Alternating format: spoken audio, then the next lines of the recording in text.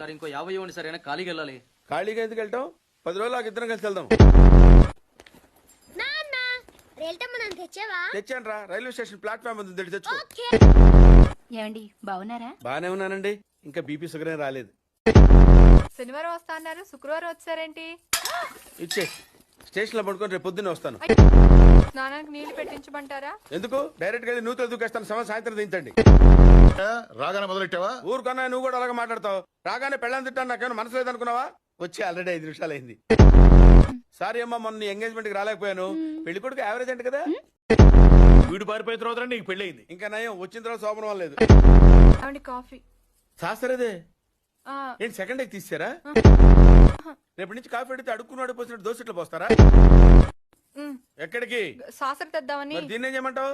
నువ్వు వచ్చే వరకు ఒలింపిక్ జ్యోతిని పట్టుకున్నట్టు ఇలా పట్టుకుని నిలబడినా ఇవ్వండి. విసుకుంటావంటే నేనా?